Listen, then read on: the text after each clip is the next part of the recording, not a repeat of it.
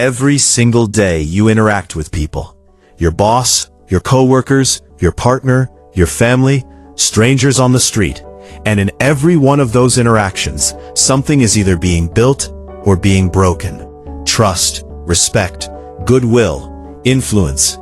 The quality of your entire life, your career, your relationships, your happiness, is determined almost entirely by the quality of those interactions. Yet nobody teaches you how to do this. Nobody sits you down and says, here is how human beings actually work. Here is what people need. Here is how to make someone feel genuinely valued. Here is how to change someone's mind without making them feel attacked. And so, most people go through their entire lives making the same avoidable mistakes, pushing people away when they want to draw them closer, creating conflict when they want to create cooperation, and wondering why their relationships never seem to reach the depth they know is possible. In 1936, a man named Dale Carnegie published a book that would go on to become one of the best-selling books in human history. It has sold over 30 million copies. It has been in print for nearly 90 years. Warren Buffett took the course it was based on at age 20 and said it changed his life. It has been read by presidents, diplomats, salespeople, teachers, parents, and anyone who ever realized that the most important skill in the world is not technical knowledge or academic intelligence, but the ability to understand, connect with, and positively influence other human beings.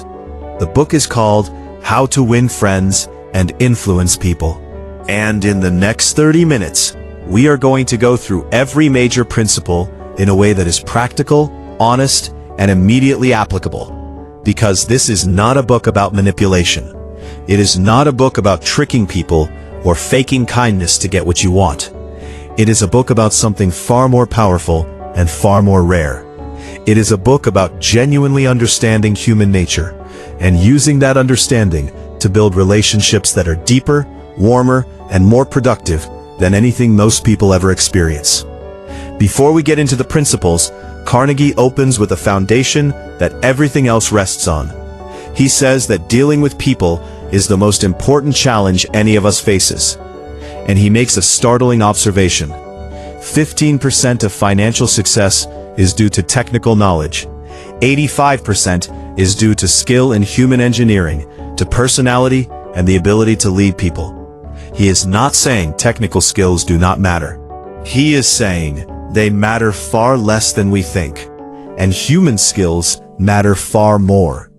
The engineer who can connect with people will always outperform the more technically gifted engineer who cannot. The doctor who makes patients feel heard will always build a better practice than the more knowledgeable doctor who treats them like cases. The leader who genuinely cares about their people will always build a stronger team than the more experienced manager who does not. Carnegie structures his book into 4 major sections. Fundamental techniques in handling people. 6 ways to make people like you. How to win people to your way of thinking. And how to be a leader. Let us go through each one. The first section is called Fundamental Techniques in Handling People. And it contains 3 principles that are so simple, they are almost uncomfortable to look at directly. Because once you see them, you also see how consistently and completely most people, including yourself, violate them every single day. Principle 1. Do not criticize, condemn, or complain. Carnegie opens with a story about Al Capone, the infamous Chicago gangster. Capone did not see himself as a criminal. He genuinely believed he was providing a public service, giving people what they wanted, entertainment and alcohol during Prohibition. His self-image was that of a benefactor, not a villain. Carnegie uses this extreme example to make a point that applies to everyone. 99 times out of 100, people do not criticize themselves for anything, no matter how wrong they may be. Criticism is futile because it puts a person on the defensive and usually makes them strive to justify themselves. Criticism is dangerous because it wounds a person's precious pride, hurts their sense of importance, and arouses resentment. Think about the last time someone criticized you. even if they were completely right. Was your first reaction to thank them and immediately change? Or was it to feel defensive, to look for the flaw in their argument, to feel a flash of resentment toward them? That is human nature, and it applies to everyone, not just you. When you criticize someone, you almost never get the result you want. You get defensiveness, resentment, and a relationship that has been slightly damaged. Instead of criticizing, Carnegie says, try to understand. Ask yourself why this person did what they did. Put yourself genuinely in their position. Understanding replaces irritation with empathy, and empathy opens doors that criticism always closes. Principle 2. Give honest and sincere appreciation. Here is a fundamental truth about human nature that Carnegie puts at the center of everything. The deepest craving of human nature is the craving to be appreciated, not flattered, not manipulated with empty compliments. Genuinely, sincerely appreciated. Every person you meet, no matter how confident they appear, no matter how successful or powerful, is walking around with an invisible sign around their neck that says, "Make me feel important." The person who learns to read that sign and respond to it authentically will never lack for friends, allies, or opportunities. Carnegie is very careful here about the distinction between appreciation and flattery. Flattery is insincere. It is telling people what they want to hear, regardless of whether it is true. People can sense it, and it actually damages trust rather than building it. Genuine appreciation is different. It means looking for the real things about a person that are genuinely admirable and telling them. It means noticing the effort someone put into something and acknowledging it. It means seeing people, truly seeing them, and letting them know you see them. He tells the story of Charles Schwab, who was one of the first people in American history to be paid a salary of over $1 million a year. When asked what made him so valuable, Schwab said it was his ability to arouse enthusiasm among people. And the way he did that was through appreciation and encouragement rather than criticism and fault-finding. He said he had yet to find a person who did not do better work and put in more effort under a spirit of approval than under a spirit of criticism. The practical application is this. Starting today, look for something genuinely admirable in every person you interact with, and tell them, not in a performative way, not as a technique, but as a genuine practice of noticing what is good in people and expressing it. Do this consistently and watch what happens to the quality of your relationships within weeks. Principle 3. Arouse in the other person an eager want. This is the principle that separates people who are merely kind from people who are genuinely persuasive. Carnegie uses a simple analogy. When he goes fishing, he does not use his own favorite food as bait. He uses what the fish want, worms. Because fishing is not about what he wants. It is about what will attract the fish. The same is true in every human interaction. If you want someone to do something, the most effective approach is never to tell them what you want. It is to show them how doing it will give them what they want. Carnegie was not teaching manipulation here. He was teaching genuine alignment. The goal is to find the honest intersection between what you want and what the other person wants, and to speak to that intersection. If you want your child to practice piano, do not tell them you want them to practice. Find out what they want. To be admired by friends, to perform in a show, to feel accomplished, and connect the practice to that. If you want a colleague to support your project, do not tell them why it matters to you. Find out what they care about, and show them honestly how your project serves those goals. When people feel that taking an action will help them get what they genuinely want, they do not need to be convinced. They convince themselves. Now we move into the second section, 6 ways to make people like you. And these 6 principles are where Carnegie gets deeply practical about the everyday mechanics of human connection. Principle 1. Become genuinely interested in other people. Carnegie says you can make more friends in 2 months by becoming interested in other people than you can in 2 years by trying to get other people interested in you. Most people approach social interaction as a performance. They think about what they are going to say, how they are coming across, whether they are making a good impression. And in doing so, they miss the most powerful thing they could do, which is to be genuinely curious about the person in front of them. He tells a story of how he trained his dog, a retriever named Tippy. Tippy was always excited to see him, tail wagging, full-body enthusiasm, pure joy at his presence. Tippy never read a book about how to make friends. He just was genuinely happy to see people. And Carnegie says that simple, authentic enthusiasm for the people around you is more magnetic than any technique ever invented. The practical step is to go into your next conversation with one intention: to find out something genuinely interesting about this person. Not to make small talk, not to wait for your turn to speak, but to discover something real about who they are, what they care about, what lights them up. And then to follow that thread with real curiosity. Principle 2. Smile. Carnegie devotes an entire chapter to this, and for good reason. A smile is one of the most powerful nonverbal signals a human being can transmit. It communicates warmth, openness, safety, and goodwill in a fraction of a second before a single word is spoken. But Carnegie is very specific. He is not talking about a pasted-on, customer service smile. He is talking about a real smile, one that comes from genuinely being glad to see someone. And if you are not glad to see them, act as if you are, until you find something genuine to be glad about.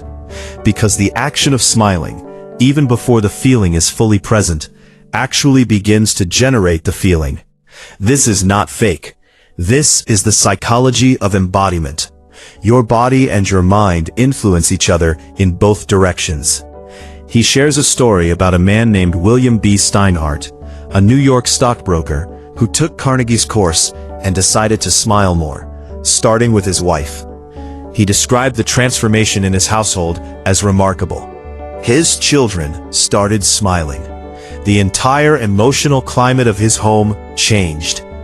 All because one person decided to bring warmth instead of waiting to receive it. You set the emotional tone of every room you walk into. You choose whether that tone is warmth or indifference. Principle 3. Remember that a person's name is, to that person, the sweetest and most important sound in any language. This is a principle that is so simple and so universally neglected that it is almost embarrassing. People love the sound of their own name. It is the first word most of us learn to recognize. It is tied to our identity at the deepest level. When someone remembers your name and uses it, you feel seen. When someone forgets it or gets it wrong, you feel subtly diminished. Carnegie makes this operational with a simple system. When you meet someone, repeat their name immediately. Use it during the conversation. And then, before you sleep that night, write it down and connect it to something distinctive about the person. Great politicians and leaders have used this technique throughout history. Franklin Roosevelt was famous for remembering the names of almost everyone he met, including mechanics, drivers, and staff members who had met him only once. And those people adored him for it. Remembering names is not a gift, it is a decision. It is the decision to make every person you meet feel worth remembering. Principle 4. Be a good listener. Encourage others to talk about themselves. Carnegie shares a story of a dinner party where he sat next to a botanist who talked almost the entire evening about exotic plants and botanical science. Carnegie listened with genuine fascination, asked questions, encouraged him to go deeper. At the end of the evening, the botanist told the host that Carnegie was the most interesting conversationalist he had met in years. Carnegie had barely said a word. He had simply listened well. This is the counterintuitive secret of great conversation. People do not remember conversations where you impressed them. They remember conversations where they felt heard. Being a great listener is not passive. It requires focused attention. It requires setting aside your own agenda. It requires asking follow-up questions that show you are paying attention. It requires resisting the almost overwhelming urge to make the conversation about yourself, to match their story with your own story, to jump in with your advice before they have finished sharing their problem. The deepest form of listening is what Carnegie calls exclusive attention. When you are talking with someone, give them all of you. Not half of you while you think about your reply. Not 3/4 of you while you glance at your phone. All of you. People feel this, and it creates a sense of connection that is almost impossible to manufacture any other way. Principle 5. Talk in terms of the other person's interests. Theodore Roosevelt, one of the most charismatic leaders in American history, had a practice that he maintained throughout his entire career. Whenever he was going to meet someone, he would spend time the night before reading about that person's interests. If the person was a cattle rancher, he read about cattle. If they were a botanist, he read about plants. If they were a veteran, he read about their campaign. And when they sat down together, Roosevelt could talk to them about the things they cared about most. The result was that people walked away from meetings with Roosevelt feeling that he was one of the most remarkable men they had ever met. They were not wrong. But what they were responding to was not just intelligence. It was the experience of being truly met by another person. You do not have to research everyone you meet, but you can develop the habit of asking about people's interests and then genuinely engaging with those interests, even when they are not your own.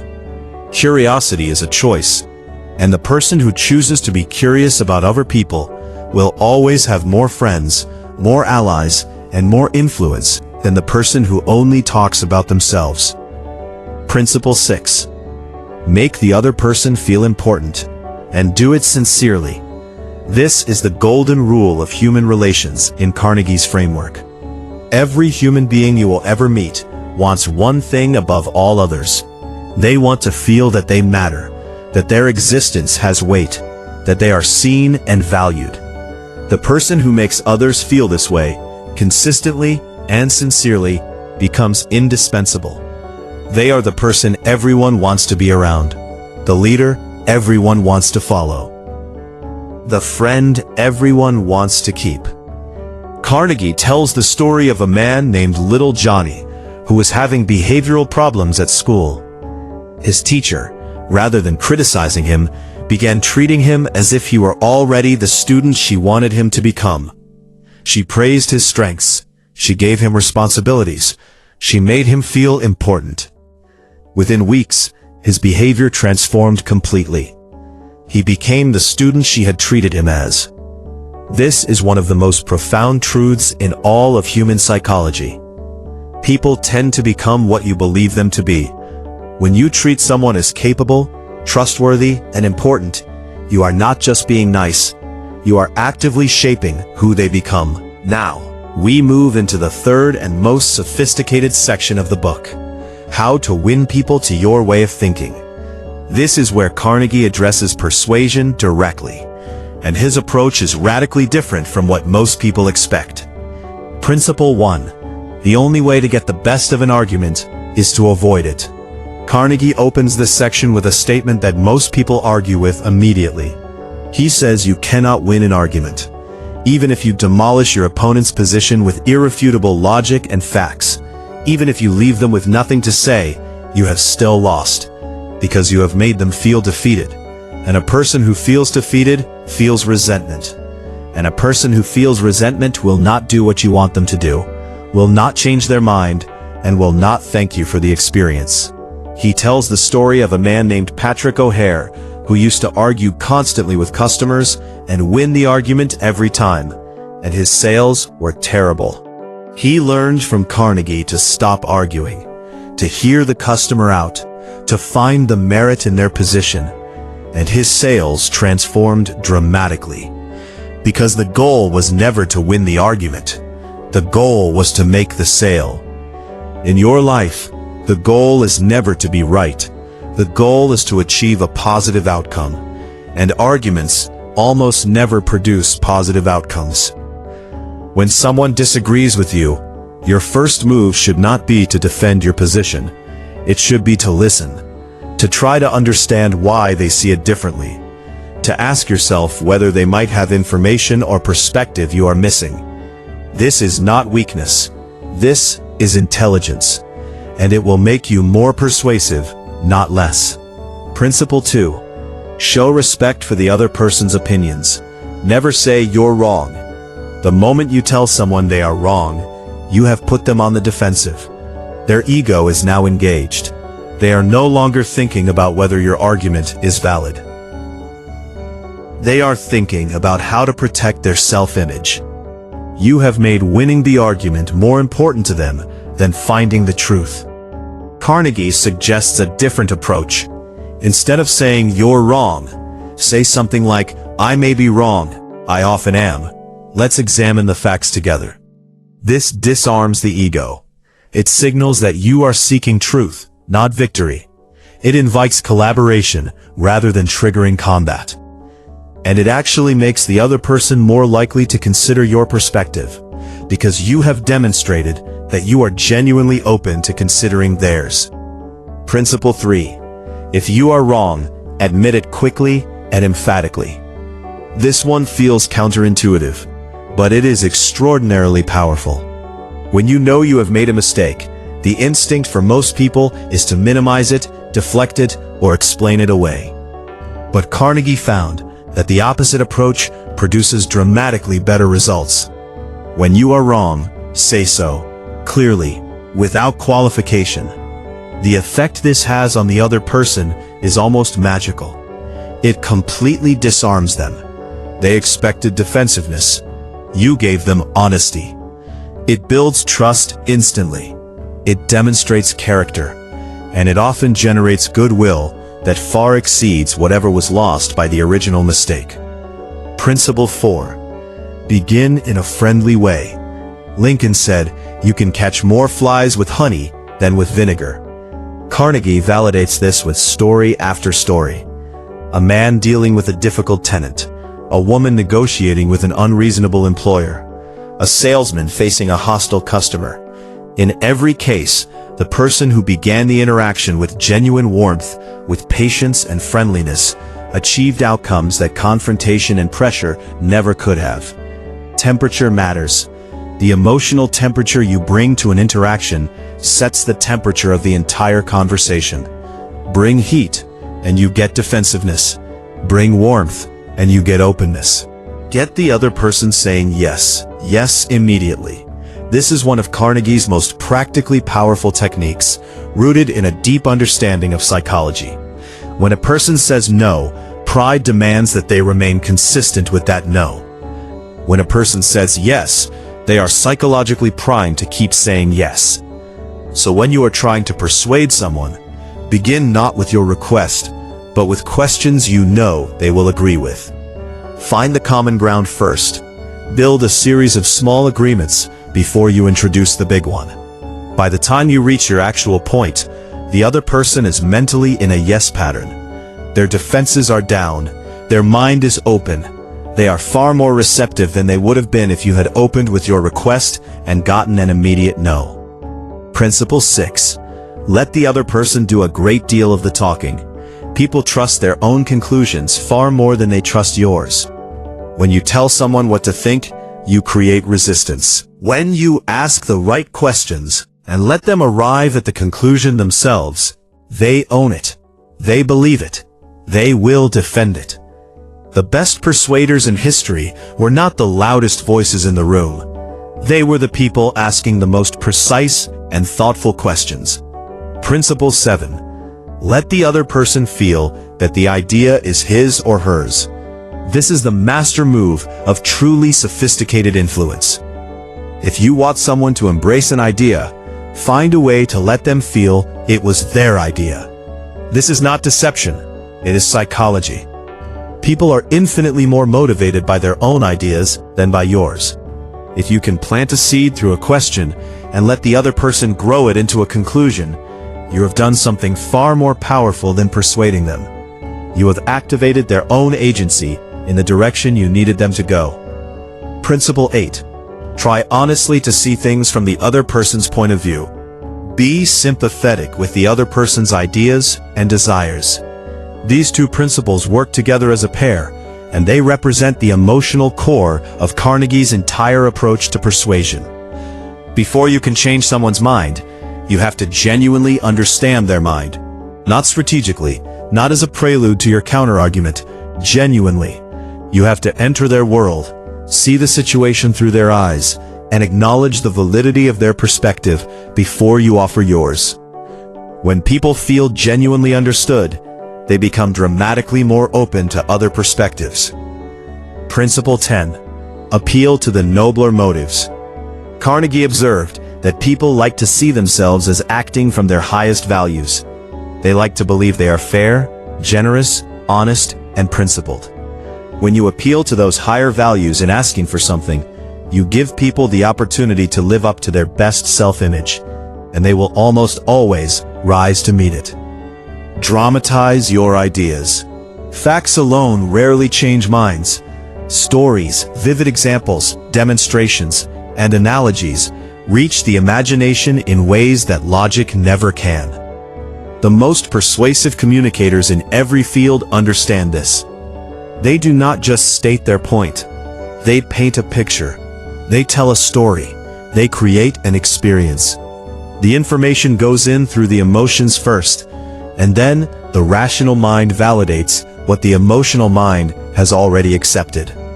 Principle 12. Throw down a challenge. Carnegie found that the deepest motivator for most people is not money, not praise, but the desire to excel, the desire to win. When you frame something as a challenge, when you appeal to a person's competitive spirit and their desire to prove themselves, you tap into a source of motivation that almost nothing else can match. Now we arrive at the fourth and final section, how to be a leader, how to change people without giving offense or arousing resentment.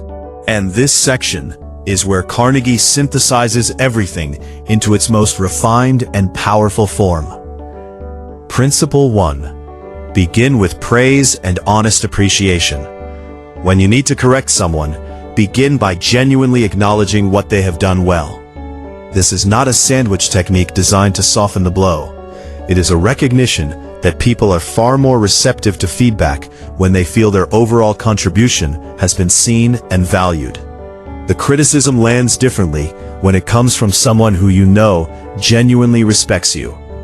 Principle 2. Call attention to people's mistakes indirectly. A direct attack on someone's error puts them on the defensive, but a gentle, indirect approach, a question rather than a statement, a suggestion rather than a correction, achieves the same result without the resentment. Principle 3. Talk about your own mistakes before criticizing the other person. This is the principle of earned credibility. When you acknowledge your own failures and limitations before pointing out someone else's, you remove the hierarchy from the conversation. You make it a conversation between two imperfect people trying to improve, rather than a judgment handed down from above. Principle 4. Ask questions instead of giving direct orders. Orders create compliance. Questions create understanding and ownership. When you ask someone how they would approach a problem, rather than telling them what to do, you get their buy-in, their creativity, and their commitment, all at once. Principle 5.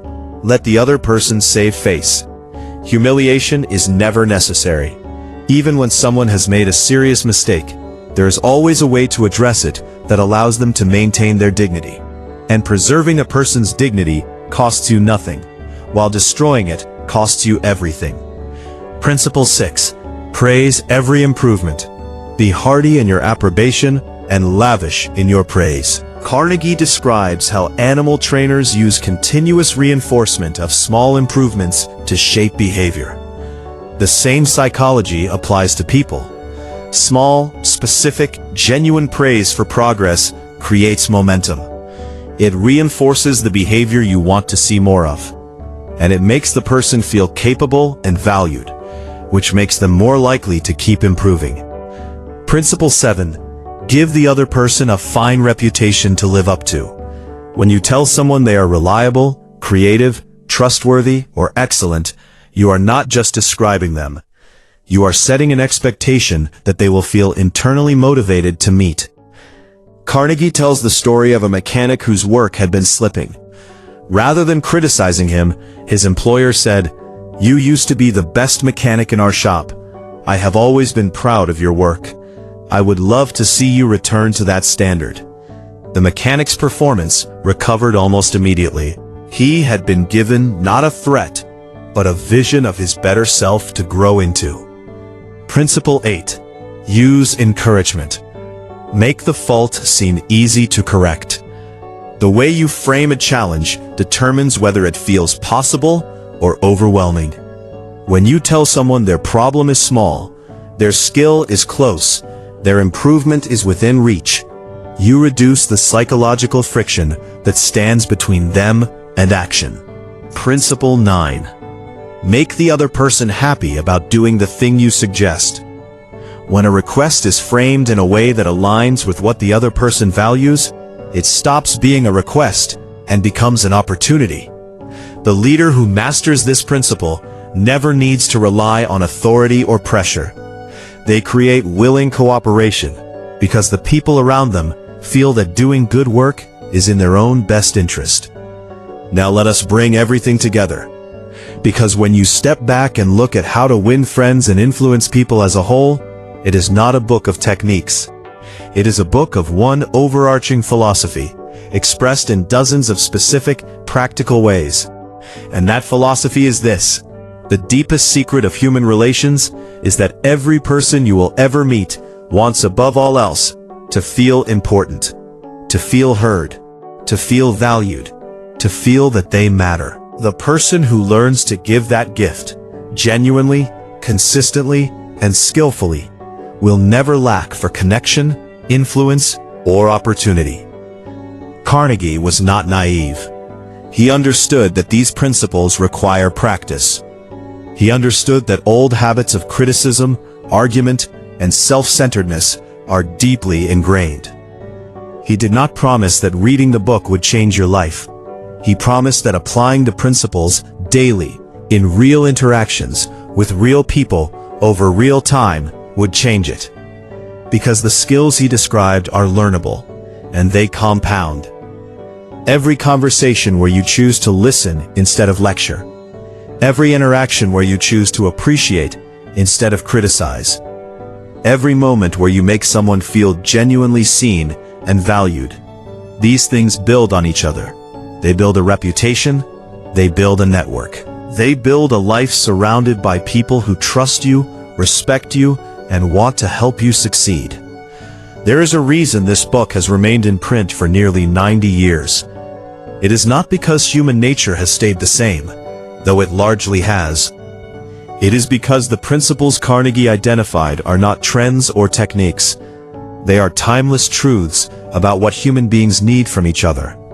We need to feel seen. We need to feel heard. We need to feel that we matter. And the person who consistently provides that experience for others is the most powerful and the most beloved person in any room they walk into. You now know what that person knows. The only question is whether you will use it. Not as a strategy, not as a performance, but as a genuine commitment to treating every human being you encounter as the most important person in the world. Because to them, they are.